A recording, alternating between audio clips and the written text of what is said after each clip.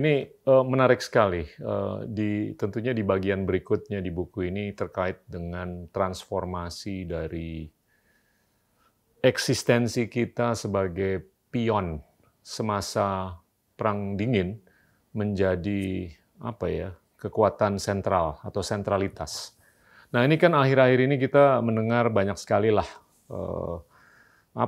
sentilan-sentilan atau apapun lah referensi mengenai decoupling antara Tiongkok dan Amerika Serikat. Di saat di mana sentralitas ASEAN ini semakin kuat dan bisa kita banggakan bersama, pandangan Mas Marty gimana mengenai kemungkinan ini bisa dirobek oleh atau diganggu oleh kekuatan-kekuatan yang mungkin aja kepentingannya nggak terlalu selaras dengan kepentingan kita secara kesatuan ataupun secara individu. Ya, jadi memang saya kira perlu digarisbawahi bahwasanya persaingan antara negara-negara besar merupakan sesuatu yang tidak pernah berhenti di kawasan kita. Jadi ini bukan persaingan saat ini antara Amerika dengan Tiongkok, tentu sangat menyita perhatian kita semua dan menjadi consume all of us. Namun kita harus kalau melihat dari segi perspektif sejarah, bukankah sebenarnya kawasan Asia Tenggara, Asia Timur pada umumnya bahkan adalah kawasan yang secara terus-menerus ditandai oleh persaingan antar negara besar. Tentunya bahkan di awal sebelum ASEAN didirikan, persaingan Perang Dingin antara Amerika Serikat dengan Uni Soviet, bahkan pada saat itu kawasan Asia Tenggara perfectly divided antara negara-negara yang pro West, Amerika, ada yang pro Rusia, Uni Soviet, ada yang cenderung ke arah Tiongkok, ada yang non-aligned seperti Indonesia, ada yang netral seperti Myanmar. Jadi we have had period in the past, sudah ada era di masa lalu di mana negara kawasan Asia Tenggara tercabik-cabik ya, divided oleh persaingan negara-negara besar. Dan jawabannya, responsnya dari negara-negara ASEAN itu, negara-negara kawasan, saya kira menunjukkan, Mas Gita, the increasing level of confidence or lack of confidence dari kawasan ASEAN. Pada awal kawasan Asia Tenggara, responsnya adalah neutrality, melalui yang dinamakan Zone of Peace, Freedom, and Neutrality, ZOPFAN, tahun 71.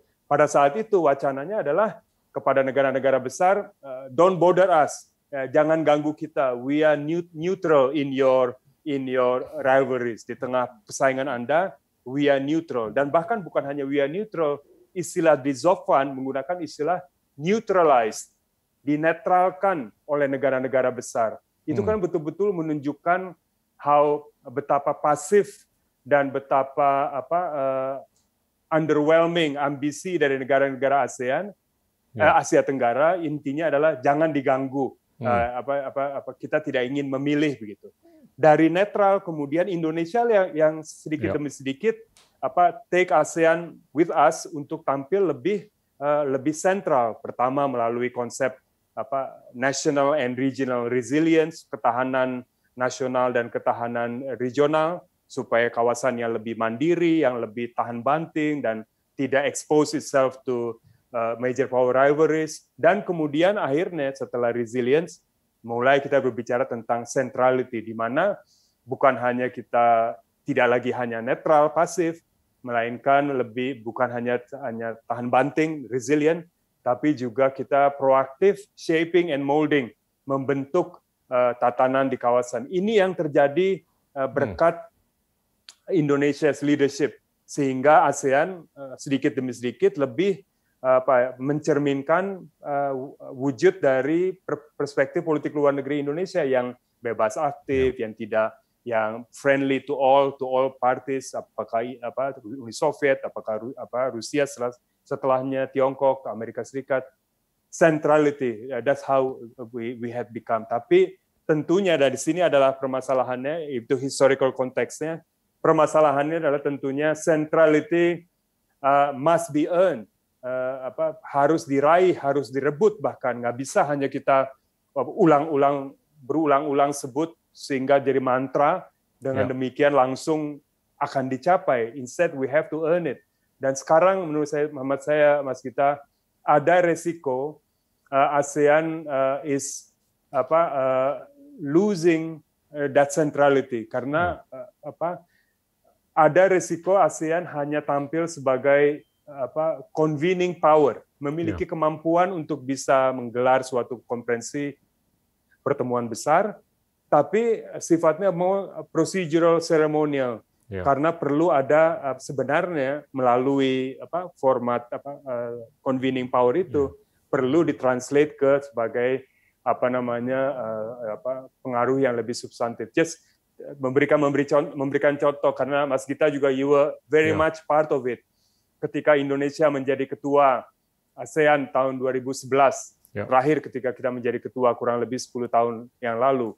Di bidang politik kita mendorong konsep yang dinamakan Bali Principles, yang yaitu adalah agar negara-negara East Asia Summit sama seperti ASEAN menanggalkan penggunaan kekerasan, kekuatan dalam penyelesaian konflik pertikaian antara mereka. Jadi seperti TAC, tapi kali ini TAC yang berlaku bukan hanya sesama ASEAN, melainkan antara misalnya Tiongkok, Tiongkok dengan Jepang dan seterusnya. Jadi to externalize ASEAN's experience. Namun di bidang ekonomi dan saya kira selama Pak Mas Gita agak terlalu humble, I think in some of your remarks adalah Mas Gita pada saat itu kita mencanangkan yang dinamakan RCEP, Regional Comprehensive Economic Partnership, yang connect the outer dots. Yang tadinya hanya ada ASEAN Free Trade Agreement dengan Australia, dengan New Zealand, kemudian dengan Tiongkok, dengan India. Sekarang ada satu kelompok yang connect antara mereka semua ini. Ini gagasan kita semua pada tahun 2011 dan baru di-realize kemarin 2020. And 10 years gestation, proses yang pematangan dan perundingan. Jadi maksud saya itu, Mas Gita, kalau kita tidak tampil saat ini dengan gagasan-gagasan besar, dampaknya akan ada defisit dari pengaruh kita selama decades to come. Jadi sekarang kalau tadi Mas Gita bicara tentang Tiongkok Amerika, persaingan yang hubungan yang sangat kompleks, a combination of competition, adversarial rivalries, cooperation in some areas, bukan hanya Amerika Tiongkok, tapi juga ada Tiongkok India, ada Tiongkok dengan Jepang dan seterusnya.